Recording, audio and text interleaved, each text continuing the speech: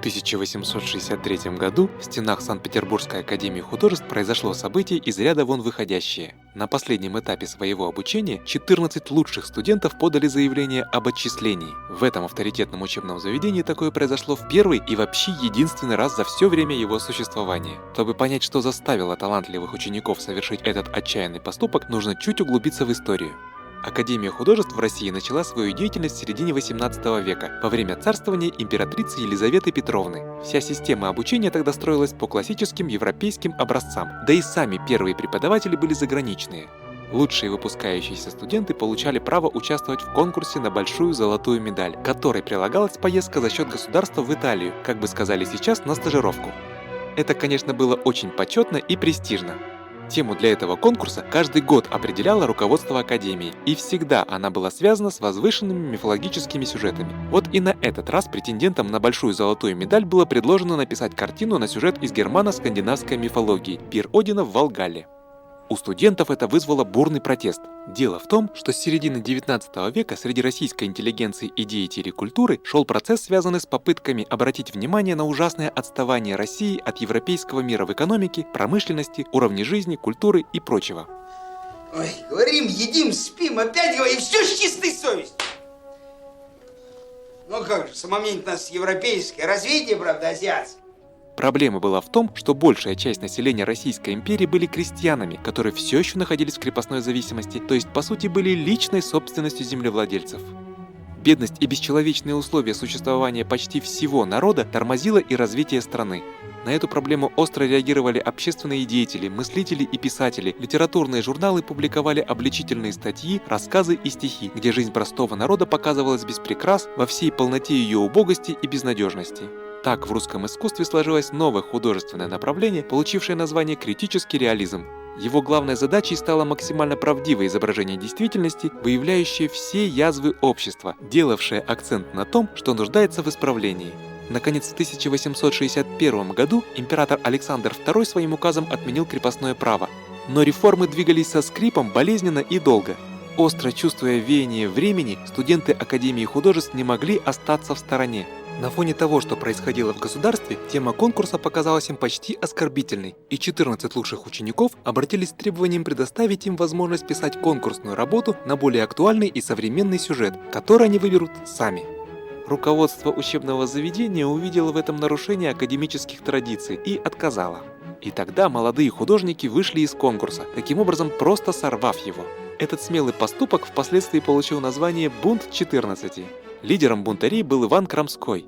Друзья создали артель художников, то есть группу, в которой, согласно идее, все будут работать сообща, вместе вести хозяйство, поровну распределять заказы и заработки, но важно не это, а то, что они избрали основным направлением своего творчества критический реализм. Эта кампания в виде артели продержалась недолго, однако после ее распада неугомонный Иван Крамской вновь собрал вокруг себя единомышленников, предложив создать новый формат творческой группы со своим уставом. Так появилось Товарищество передвижных художественных выставок, или коротко передвижники. Почему такое название? А потому, что художники, вошедшие в это сообщество, хотели, чтобы с их работой смогли познакомиться не только столичные зрители, но и жители далеких провинций.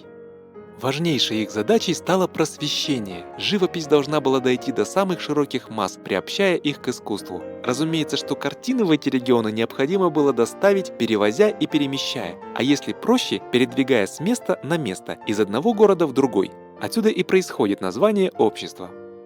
Удивительно то, что первая передвижная выставка открылась именно в Петербургской академии художеств, в стенах которой произошел бунт 14. Эта экспозиция стала крупным событием в художественной жизни России. На ней были представлены 47 работ 16 живописцев. За время своего существования передвижники провели 48 основных показов в крупных городах Российской империи – Петербурге, Москве, Воронеже, Курске, Харькове, Киеве, Одессе, Полтаве, Ярославле, Туле, Вильне, Риге, Саратове, Казани, Кишиневе и других. Кроме того, по многим провинциальным городам курсировали параллельные выставки, состоящие из картин прошлых лет. А в начале 20 века даже стали устраивать народные выставки, которые демонстрировались в селах и деревнях.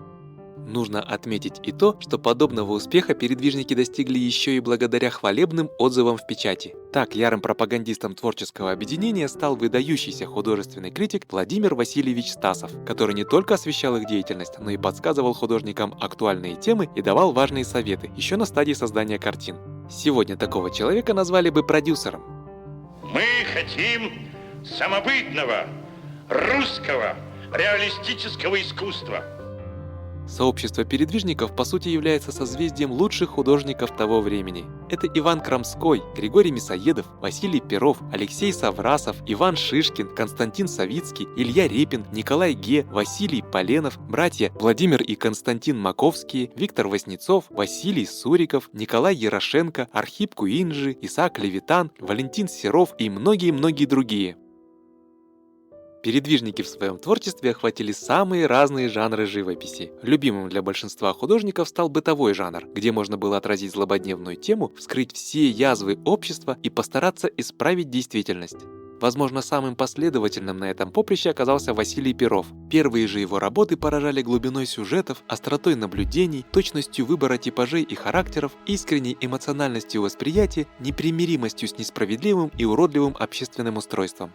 Таков, например, его сельский крестный ход на Пасху, показывающий беспросветную жизнь крестьянской общины, где духовность подменили пошлостью. Для персонажей картины важен не столько смысл праздника, сколько возможность отпраздновать. Все как будто выпачкано грязью, но не той, что под ногами. Вот знаменитая тройка. Картина беспощадно обличает бесправное положение детей, по сути лишенных детства. Они вынуждены тяжело работать в бесчеловечных условиях, и нет никакой надежды. На полотне «Проводы покойника» мы буквально ощущаем тяжесть, свалившуюся на сутулую спину крестьянки после смерти мужа-кормильца. Она осталась одна с двумя еще совсем маленькими детьми. Понуро везет сани схудавшая кобылка, такая же сгорбленная, как и вдова. Ощущение тоски усиливается серо-коричневой гаммой цветов, реалистично изображенным сумрачным небом, серым снегом, голыми деревьями и воющей дворнягой, сопровождающей хозяина в последний путь. Картины передвижников – это изображение суровой, горькой правды, болью и состраданием, отзывающейся в сердцах зрителей. Кажется, нет таких тем, таких ситуаций и образов, которые бы они не затронули, стремясь донести правду, какой бы суровой она ни была. Словно увеличительным стеклом художники приближают проблему, которую мы уже давно перестали замечать, относясь к этому спокойно, привычно, как к чему-то абсолютно нормальному и обыкновенному. Мы с удовольствием бы игнорировали эту проблему и дальше, но художник фиксирует наше внимание на этом, он не дает нам отвлечься на что-то другое. Бывало, что художники уставали от серьезных тем, и им тоже хотелось пошутить, что отнюдь не отменяло избранных ими принципов реализма. Посмотрите, сколько юмора в картине «Охотники на привале» Василия Перова. По жестам и выражениям лиц героев можно с легкостью представить и их характеры, и то, о чем они ведут свой неторопливый разговор. А сколько оттенков смеха в шедевре Ильи Репина «Запорожцы пишут письмо турецкому султану», рассматривать эту картину можно бесконечно долго. Каждый типаж, каждая деталь на ней найдены и прописаны так достоверно, так убедительно, что зрителю невозможно остаться равнодушным. Улыбка непременно появится на его лице. С каким мягким юмором Владимир Маковский показывает нам сценку, подсмотренную в жизни, на картине «Без хозяина». Великолепно изображены Богдановым Бельским интеллектуальные усилия деревенских ребятишек, занимающихся устным счетом. А какие эти ученики разные и как здорово выписан характер каждого. Для того, чтобы понять проблемы современности, живописцы начали искать их корень в прошлом, обращаясь к самым важным, переломным моментам отечественной истории. Именно историческому жанру посвятил все свое творчество выдающийся художник Василий Суриков. «Боярыня» Морозова словно погружает нас в русское средневековье. Это тяжелое время раскола русской православной церкви и последовавшего за ним разлада в обществе. Сколько характеров и лиц изображено художником. Не случайно Владимир Стасов назвал ее хоровой картиной. Обратите внимание на то, как на фоне разношерстной толпы выделяется лицо главной героини, как точно мастер нашел этот вдохновенный типаж. В ее глазах пылает неукротимый огонь, выдающий готовность пойти даже на смерть, но только не предать своих убеждений. Не менее сложному и значимому периоду русской истории посвящено и другое великое полотно Сурикова – «Утро стрелецкой казни». Художник обращается ко времени, когда молодой царь Петр I начинает реформы в стране, избавляясь от наследия прошлого. Живописец великолепно раскрывает переживания и характеры тех, кто должен уйти вместе с устаревшей древней Русью. Каждый из персонажей здесь индивидуален и ярок. образу Старой Руси противостоит уже новая сила в лице царя и регулярной армии, строем стоящей вдоль ровной стены Московского Кремля. Понимая важность и необходимость реформ, затеянных Петром Великим, зрители картины сопереживают тем, кого эти реформы не пощадили, уничтожив как пережитки прошлого. Как будто списаны с натуры Иван Грозный и сын его Иван, Ильи Репина. Большинство из нас знают эту картину под названием «Иван Грозный убивает своего сына». Художник с психологической достоверностью смог передать целую гамму чувств царя, убившего свое дитя, в порыве неконтролируемого гнева. Сколько ужаса в его глазах, сколько отеческой заботы в жесте его рук. На физическом уровне ощутимо раскаяние, отчаяние и постепенно приходящее осознание содеянного. А вот еще одна трагедия отцов и детей на картине Николая Ге Петр I допрашивает своего сына Алексея. Царевич-ренегат разбивает ожидания и надежды Петра отца. Выбор Петра царя мучителен, но вердикт однозначен. Религиозная живопись тоже оказалась интересна передвижникам. В этих сюжетах можно было отразить глубокие нравственные вопросы, волновавшие русских мыслителей и писателей того времени. Таково полотно «Что есть истина» или «Христос перед Пилатом» Николая Ге. Неожиданное композиционное решение у драматического сюжета «Тайная вечеря». А с каким психологическим и художественным мастерством написана картина «Христос и грешница» Василия Поленова. Мы становимся свидетелями сцены, описанной в Евангелии. К Христу приводят совсем юную девушку, запятнавшую свою репутацию, спрашивая, как наказать ее за грех. Однако Иисус, проповедуя любовь как главную ценность жизни, произносит фразу «Кто из вас без греха, пусть первый бросит в нее камень». Сколько мудрости и человечности в фигуре сидящего Христа с картины Ивана Крамского «Христос в пустыне». Как он похож на интеллигента середины XIX века, размышляющего над выбором собственного пути и о судьбах всего народа. Интересно, что христианские аллюзии можно встретить и на картинах вроде далеких от этого жанра. Посмотрите на полотно Николая Ярошенко «Всюду жизнь». Мы видим окно арестантского вагона.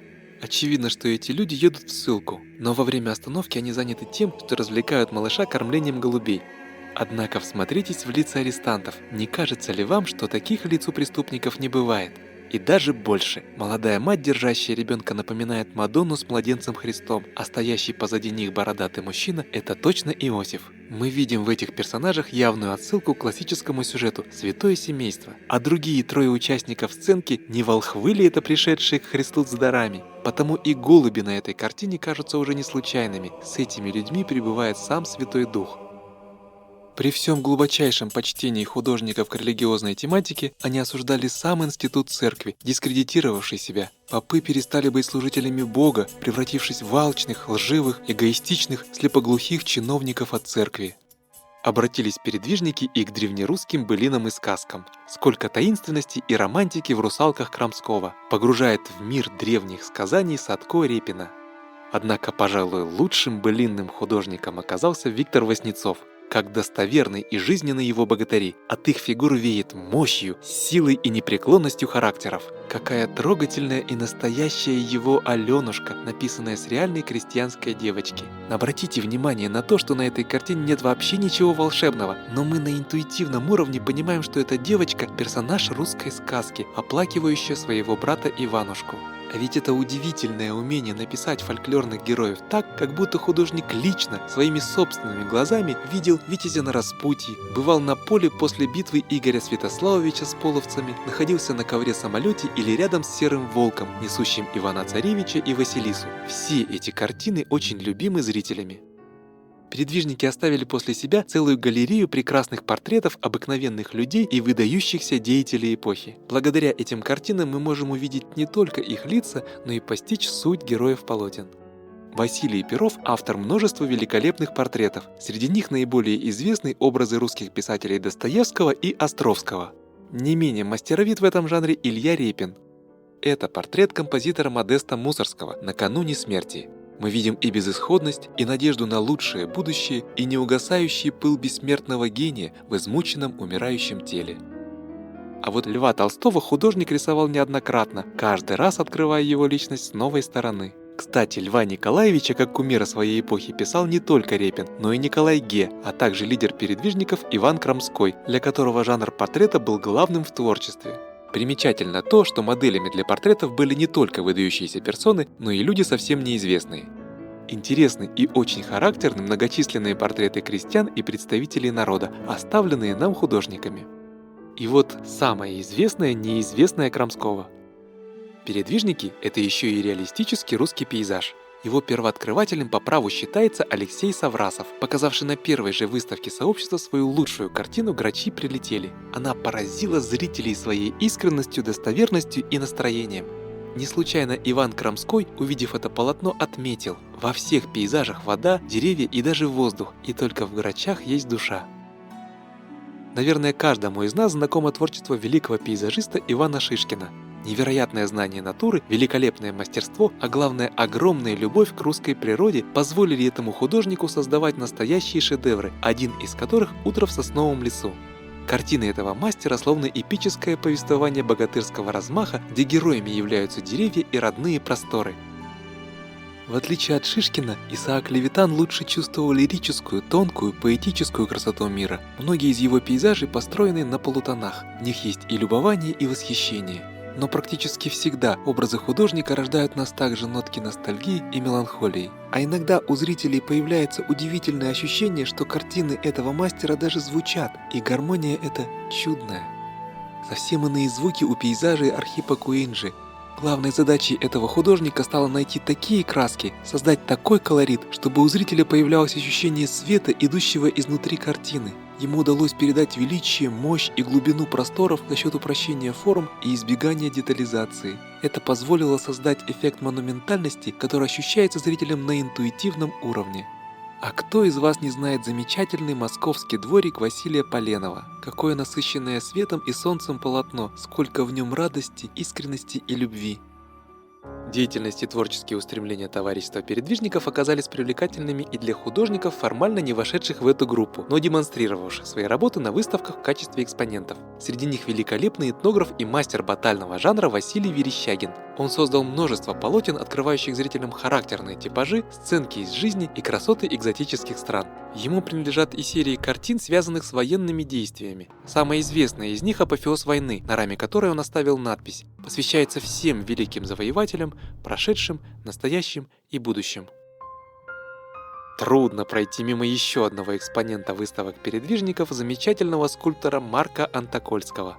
С удивительным реализмом он воспроизводит облик исторических персонажей Ивана Грозного, летописца Нестора, Петра I. Как великолепно он показывает их характер через позы, жесты и достоверные детали быта. А какой удивительный эффект удается достичь скульптору в его Мефистофеле?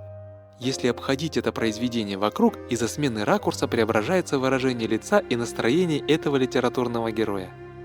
Несмотря на остросоциальное содержание картин, деятельность товарищества была высоко оценена российским обществом на всех уровнях. При поддержке первого мецената и большого ценителя искусства Павла Третьякова художники могли творить, не беспокоясь о своем будущем. Бывало, что он приобретал картины еще на стадии работы над ними, не говоря уже о том, что на каждую новую выставку коллекционер приходил первым еще до ее открытия и скупал понравившиеся ему полотна. Поэтому посетителей вернисажей на многих работах ждала надпись «Продано» или «Собственность П. Третьякова». Этот ценитель и собиратель русской живописи еще при жизни отдал часть своего дома под галерею и завещал ее после смерти в дар городу и государству. Благодаря ему сегодня мы имеем возможность любоваться великими творениями талантливых художников. Удивительно, но одним из основных конкурентов Третьякова при покупке картин стал сам император Александр III. Позже его коллекция составила основу для Русского музея. Поэтому сегодня две самые большие коллекции картин передвижников находятся в Русском музее Санкт-Петербурга и Московской Третьяковской галерее. Товарищество передвижных художественных выставок не только сплотило лучшие художественные силы России, но и оказалось очень живучим объединением. Родившись из бунта 14 в 60-70-х годах XIX века, формально оно прожило до 1923 года. За время своего существования передвижники организовали около полусотни выставок, неустанно пропагандируя лучшие гуманистические идеи, связанные с самым человечным в человеке, вынося на поверхность проблемы морально-этического выбора, красоты, любви и, конечно, просвещения. Как когда-то писал Яков Александрович Тугенхольд, в основе идейной и гражданской живописи наших передвижников лежала чисто русская и глубокая причина – болезнь совести. Пожалуй, к творчеству этих великих художников хорошо подошел бы лозунг, что искусство должно служить не только украшению и развлечению, но суть его гораздо больше, взволновав, заставить задуматься, а в результате, как бы это банально ни звучало, помочь нам стать чище, лучше и добрее.